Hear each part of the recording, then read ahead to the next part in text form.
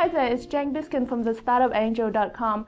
I have with me today Sam Tello, the Managing Director of Launchpad.LA. Hi Sam, how are you? Thanks for having me. So I only been at Launchpad for the last few minutes and I already heard amazing stuff about Sam. He's the legendary around here. So what is Launchpad.LA? So we are a startup accelerator in Los Angeles. We were started about 2.5 years ago by Mark Suster. Mark is a big venture capitalist in LA, and he created Launchpad as a mentorship program to encourage people to start companies in LA and keep those companies in LA. So for the past 2.5 years, it's been kind of monthly meetings and connections with investors and mentors. We did 2 classes. 23 companies went through that program. 19 were funded, 5 were acquired. And so it was a great record to build on. Not that we take credit for the success of those companies, but we were honored to assist and support them. And the logical next step was to build out a full-blown accelerator, somewhat inspired by Techstars or Y Combinator. And so what we have today as Launchpad is an office here in Santa Monica, which we didn't have before. We raised a fund of $1.3 million to invest $50,000 in 20 companies this year. We give them free office space for 3 months, 3 or 4 months. And more valuable than anything, we have a huge network of mentors, investors, advisors, supporters, alumni, who are here supporting, investing in, mentoring, advising our 10 companies. We opened our doors in January, and we have 8 companies working full-time out of our office. And we've got 2 more that have their own offices nearby, and the executives come in part-time.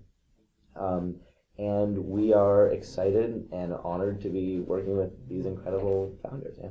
Oh, that's very cool. I mean, Mark Suster has been such a celebrity in the startup community. He's great, but he's actually the major force of building the ecosystem around here in LA. So with the program, I mean, how does it work? The company come in here, they have some office space in the middle of Santa Monica. What else do they get? Yeah. So like I said, there's the money, and we fund them at the beginning to help them bring on an additional team member or scale up whatever it is that they need to do for marketing or anything along those lines. And then the mentorship kind of takes 2 forms. On the one hand, we will meet with every company when they come in, and we will say, what do you need? What do you need? And we'll tell them what we think they need, and they'll tell us what they think they need. And we will try and develop kind of a short list of, the best mentors that we think in our network would be ideal for helping them. Big part of my job now when the companies are in is to engage those mentors and bring them in and hook them up with the companies. So that's one part of it, which is kind of bespoke mentoring and bespoke connections for each company. The other part of it is what we call a curriculum, but I think is less like a school program, like our startup school, and more just kind of like a couple, an ongoing program of just really useful speakers and panels about various topics. And those can range from something like, here's a very specific panel with 3 lawyers about term sheets. And here's the in and outs of term sheets. Here are all the things to watch out for that investors will throw in there. Here are the ways to structure a term sheet to your advantage as an entrepreneur. And we had 3 lawyers, Dave Young from DLA Piper and Scott Alderton, who are 2 of our investors, sponsors, mentors, and Don Lee. They all came through and did 2 hours just going into the nitty gritty of term sheets. On the flip side, programming might look like, earlier this week we had Jody Sherman, the founder and CEO of Ecomom. And he really just came in and spent an hour in this room chatting with our founders about his entrepreneurial journey and the winding road that he took starting this company, starting the next company, taking time off, making money, spending money, all the funny stories that kind of go along with that. And it was really inspiring to our entrepreneurs because it just reminds them and it reminds all of us that there's no one path to success in startups. And it's great to just, I think for our CEOs, they've said it's been extremely valuable to hear from people who are a year or 2 years or 3 years ahead in their entrepreneurial journey. And so, the programming and the mentorship is really just, I think that's the core of the program. And what I'll add, I know that I'm rambling on, is the community of the other founders and the alums. Last week we had the alumni companies come in for a party at night. we see it all the time that Coop from Adroit knows about design, and Jason from ChowNow is our marketing expert, and Matt from Chromatic is our design star, and everyone has different areas of expertise, and what's really exciting is to see the companies tapping each other and using each other kind of as they're in a way mentoring and advising each other.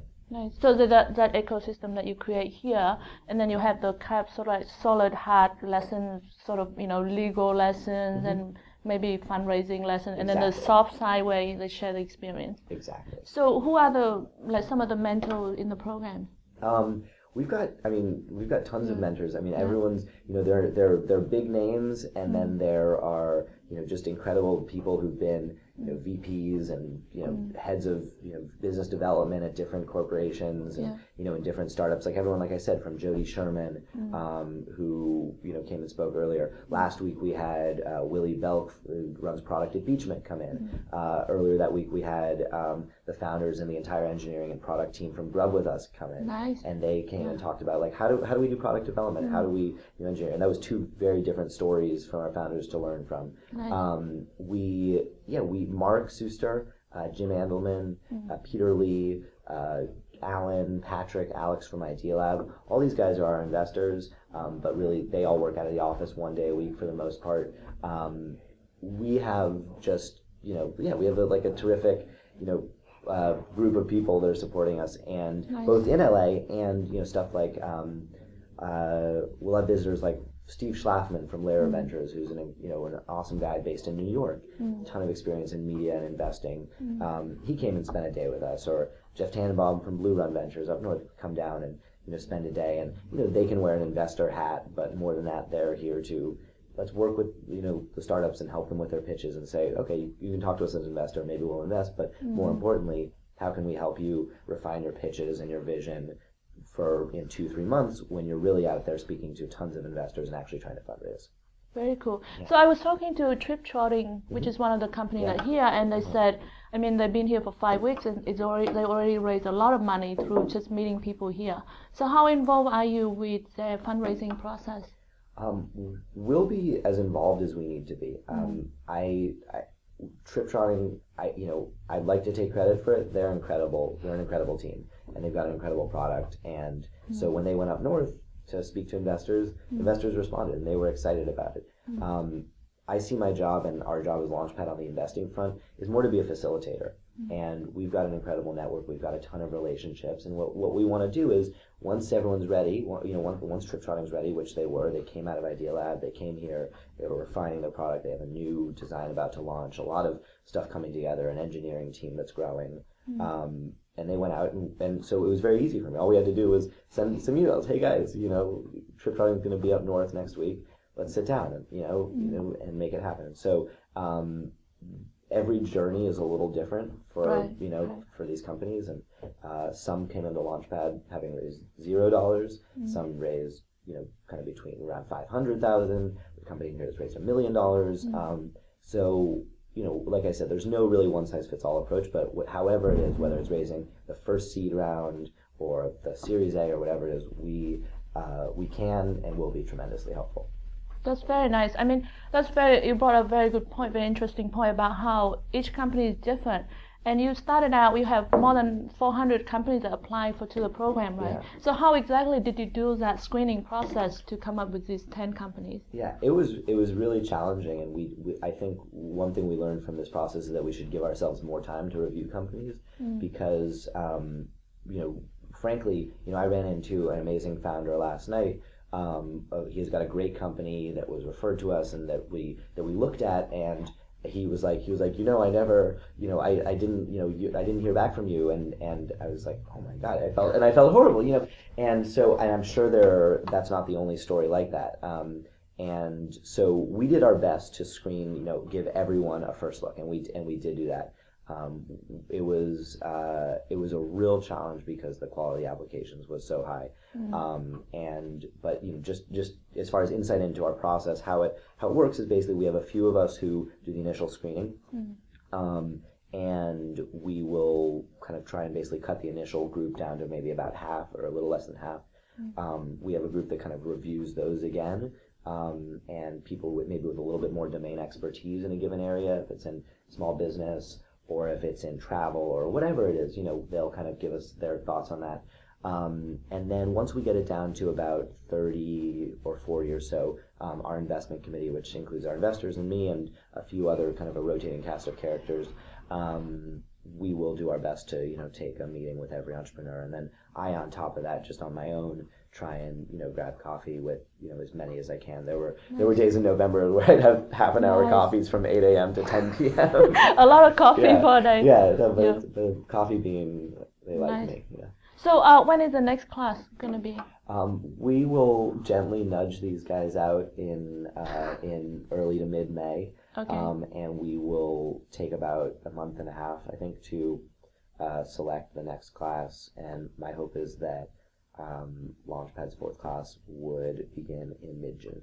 I see. Okay. And then is there anything that startup can do to help improve the chances of getting into the next class? Absolutely. The number one thing that I would recommend is to try and find someone in our network, one of our mentors, one of our investors, me, anyone, who can serve as a reference, because with the volume of applications we received, anything to help you kind of like bubble up to the top is incredibly helpful. And because we unfortunately don't have a huge amount of time to spend on doing due diligence on every company, we're not like a venture capital fund that can afford to spend weeks or months really getting in deep with every company. Those extra data points from trusted people in our network are very valuable. Right. So that's a great thing. For us also, we want companies that have developed product. We're not trying to turn PowerPoints into businesses or turn ideas into companies. For us, it is we want to be able to click or touch or break something. And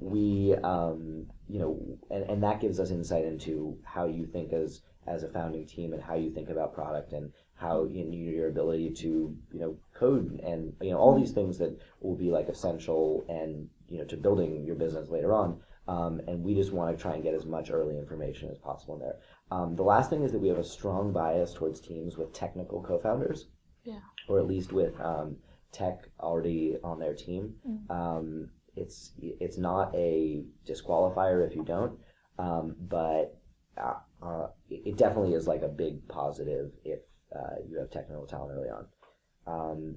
We don't discriminate against industries definitively. I will say, however, we're a lot better prepared to help a digital media or ad tech or consumer facing software company in some way than a clean tech company or a hospital technology company or something like that. We'll look at it all, and we're really committed to supporting great companies with great technology in LA, whatever they're doing. And we're not a media accelerator, and that's it. We've got 10 companies in 10 different industries.